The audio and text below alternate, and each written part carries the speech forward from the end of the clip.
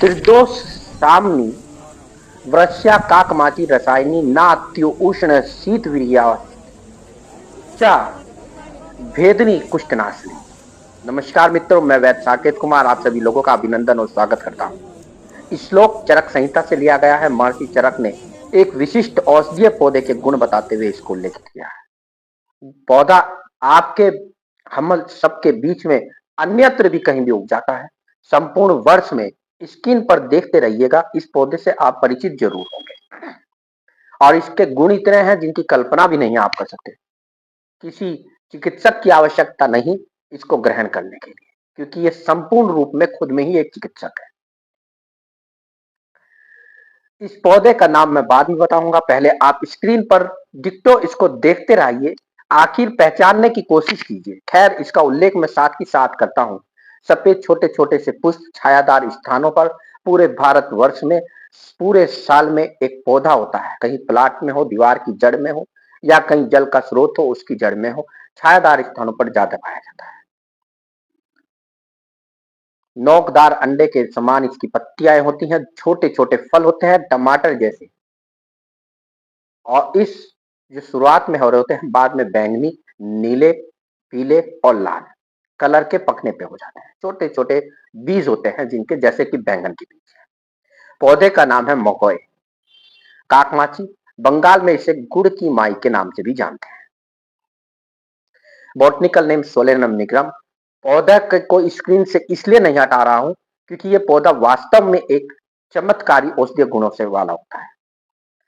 त्रिदोष सामक, जैसा मैंने श्लोक में बताया शुरू में, वृश्य सेक्स रोगों में जब आपका लॉस ऑफ लिबिडो आने लगे, आपकी सेक्स के प्रति रुचि ना हो, तो ऐसी अवस्था में इसका निरंतर सेवन करके लाभ प्राप्त किया जा सकता है। शारीरिक दोष तीन होते हैं, वात पित्त कफ।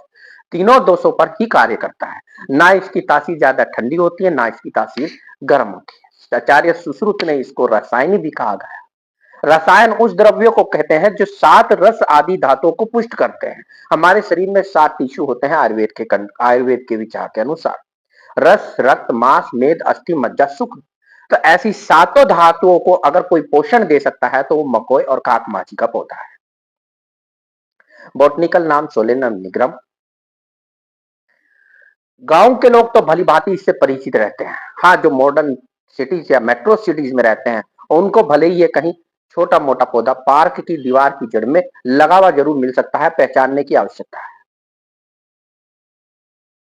रासायनिक होने के कारण रस आदि धातु को जो है बूस्ट करता है, उनको परिपक्व करता है। यानी कि आप में रस से लेकर शुक्र तक सातों धातुएं प्रचुर मात्रा में होंगी।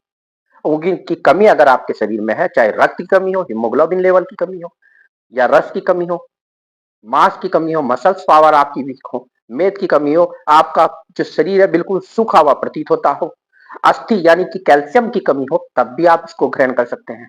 मज्जा यानी बोन मैरो की कोई डिफेक्ट अगर आपके शरीर में आ गया है तो भी आप इसको डिफेंड कर सकते हैं। शुक्र टेस्टोस्टेरोन, एस्ट्रोजन, प्रोजेस्टेरोन, एंड्रोजन इत्यादि हॉर्मोन्स जो शुक्र धातु से संबंधित है, वृश्य होने के कारण उनको भी प्रमोट करता है। आपकी सेक्सुअल लाइफ बहुत ज्यादा बेहतर होती है। मूत्रल होता है, यानी कि डायूरेटिक का काम करता है। हमारे शरीर से जितनी भी सूजन है वो निकालता है, शोधन का कार्य करता है। अगर आपके शरीर में कहीं स्वेलिंग है, चाहे वो स्वेलिंग बाह्य अंगों में हो, घुटनों से लेकर रिमेटाइड आर्थराइटिस, यूरिक एसिड वाली हो, या इंटरनल विसरल ऑर्गन में हो, जहाँ इन्फ्लेमेशन होती है, जहाँ पे स्वेलिंग होती है, तो अगर आपके शरीर में सूजन है तो उसको भी रिमूव करेगा, क्योंकि ये मूत्र प्रॉपर्टी की होती है। मूत्र उन्हें कहते हैं जो पेशाब को बहुत ज्यादा लाते हैं। तो पेशाब को लाने के साथ साथ इन टॉक्सिन जो हमारे शरीर में आम बन जाते हैं उनको भी शरीर से रिमूव करता है। इसलिए विषग्न प्रॉपर्टी भी होती है, यानी कि एंटीडोट का कार्य भी करता है। आज के समय में हम किसी ना किसी रूप में टॉक्सिन्स का ले ही रहे हैं खाने पीने में, तो वो शरीर में जाके कहीं ना कहीं डिपॉजिट हो जाते हैं। ऐसे में उनको शरीर से निकालना भी आवश्यक हो जाता है। तो विषग्न प्रॉपर्टी के कारण शरीर से रिमूव भी करता है। भाव प्रकाश ने 16वीं सदी में इसको हृदय भी कहा है, हार्ट टॉनिक। जिनको हार्ट ब्लॉकेज रहता है तो निरंतर इसका सेवन कर सकते हैं। नेत्रिय भी कहा है, यानी कि आई टॉनिक के रूप में जिनको ग्लोकोमा हो, कैटरेक्ट हो इत्यादि, कंजक्टिवाइटिस हो, इस तरह के रोग है तो इनका निरंतर सेवन करके इसको इससे लाभ प्राप्त कर सकते हैं। जो मैं चीजें बता रहा हूं लिटरेचर पर प्रैक्टिकल मिक्स बता रहा हूं। एक अच्छा लिवर टॉनिक है, क्योंकि कफ और पित्त दोष का शमन करता है। पित्त सारक है, यानी कि जो एक्स्ट्रा बाइल है, जो कंसंट्रेट बाइल है, उसको रिमूव करता है। यानी कि जिनको जॉन्डिस हो गया हो, हिपेटोमेगैली हो गई हो, फैटी लीवर हो गया हो, तो ऐसे व्यक्ति जिनका जो यकृत है, लीवर है, उसका साइज बढ़ गया हो, फैटी लीवर, उसमें एक्स्ट्रा चिकनाई डिपोजिट हो रही हो, और इसके साथ साथ जॉन्डिस हो यानी पीलिया से ग्रसित है, तो इसका सेवन करके आप लाभ प्राप्त कर सकते हैं। तिल्ली के लिए बहुत कम आयुर्वेदिक औषधियां उपलब्ध होती है।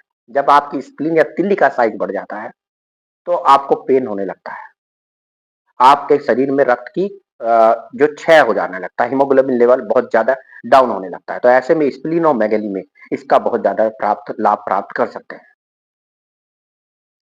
इसके साथ साथ आचार्य चरक, महर्षि चरक ने इसको कुष्ठग्नि भी कहा है, कुष्ठनाशनी भी कहा है। यानी कि कुष्ठ मतलब स्किन, कुष्ठ को लेप्रोसी से मत तुलना कीजिए। कुष्ठ मतलब एक ब्रॉड स्टर्म स्किन डिसऑर्डर। 18 प्रकार के कुष्ठ कहे गए हैं, जिसमें 11 क्षुद्र कुष्ठ है, 7 महाकुष्ठ है। ऑल द स्किन डिसीजेस, जितनी भी स्किन की बीमारियां हैं, सभी का नाश करता है। तो अगर लोकली आपको स्किन की बीमारी है तो उसमें पत्तियों का लेप लगा के, इसके पंचांग का लेप लगा के आप लगा सकते हैं, और इंटरनल तो आपको इसको सेवन कर ही सकते हैं। तो बहुत अच्छी कुष्ठग्नि भी है। वृश्य मैंने बता दिया आपको। और तासीर इसकी ना अति उष्ण होती है, ना अति शीत होती है, यानी कि ये ना तो ठंडा ही होता है, ना ज्यादा ही गर्म होता है। तो बवासीर के पेशेंट, पाइल्स के पेशेंट इसका निरंतर सेवन कर सकते हैं। एसिडिटी जिन लोगों को हो, उनको इसका सेवन निरंतर करना चाहिए, पित्त को बहुत जल्दी कंट्रोल करता है। तो काक, माची, मकोए और गुड़ का माई, बंगाली में इसे गुड़ का माई कहते हैं। मैं पहले भी बता चुका हूं। स्क्रीन पे देखते रहिए, पहचानिए, सफेद सफेद छोटे फूल होते हैं। मैंने एक पहली वीडियो है जिसमें स्क्रीन से पौधे को अब तक नहीं हटाया। ये एक प्रकार से संपूर्ण चिकित्सक है। अगर आप आवश्यकता के अनुसार डोज और चिकित्सक की देखरेख में रहे हैं तो सिंगल मेडिसिन ऐसी है जो बहुत तीनों प्रकार के दोषों को रिमूव करती है, दोषों को नियंत्रित करती है, इक्विलिब्रियम में रहती है।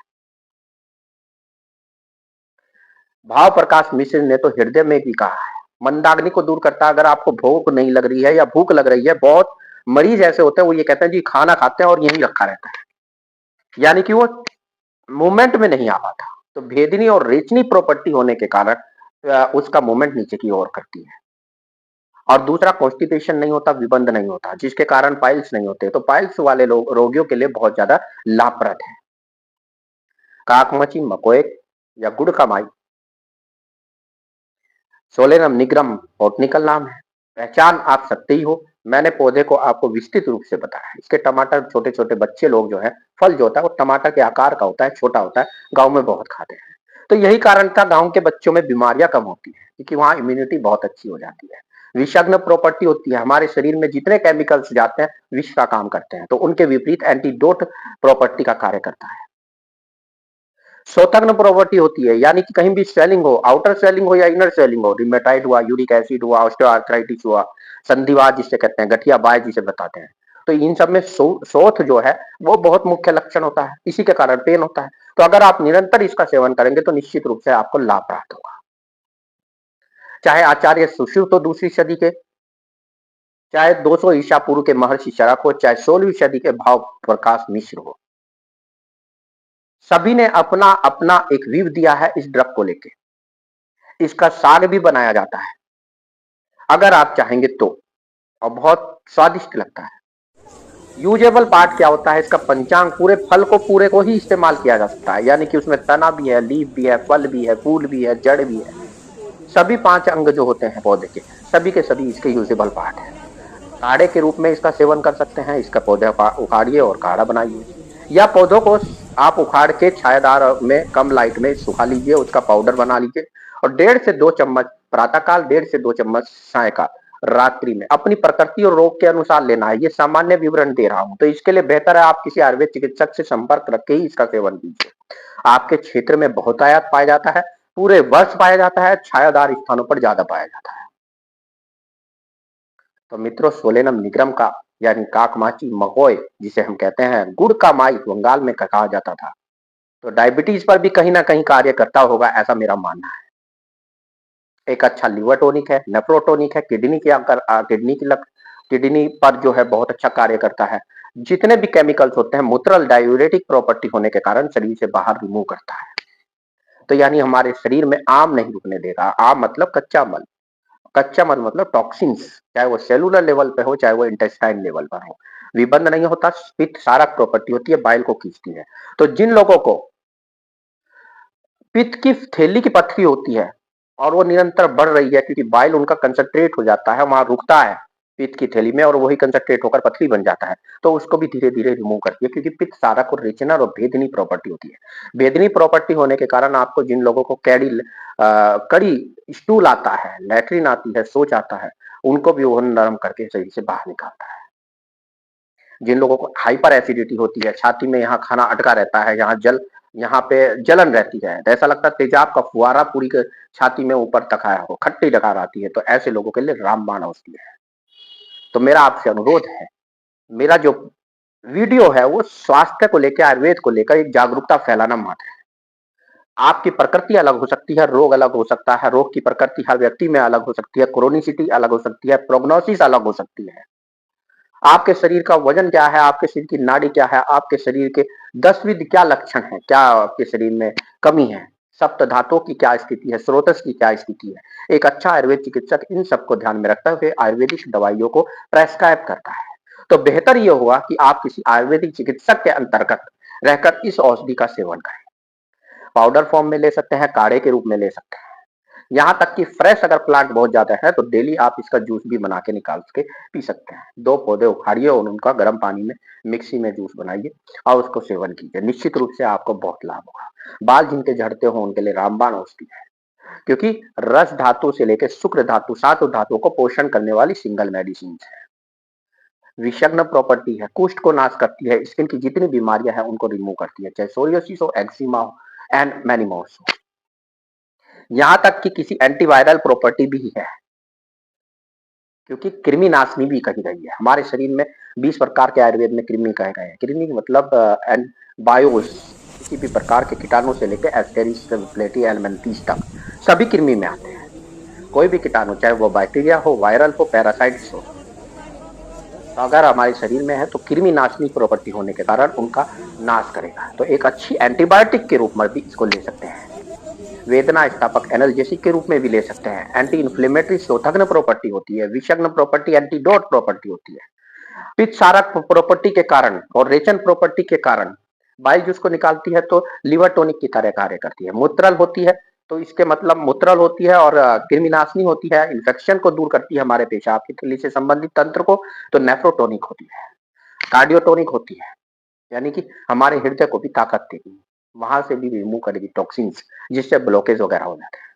तो 15 मिनट की वीडियो बनाने का औचित्य यह था, सामान्य पौधा विशेष गुण वाला है, आपके क्षेत्र में है, गांव से लेकर देहात से लेकर मेट्रो सिटी के जो पार्क है उसमें भी आराम से पाया जाता है, संपूर्ण भारतवर्ष में पाया जाता है। पौधे को पहचान लीजिए। स्क्रीन से हटाने का मात्र एक उद्देश्य यह है कि एक पहली वीडियो है जो इस तरह की बना रहा हूं।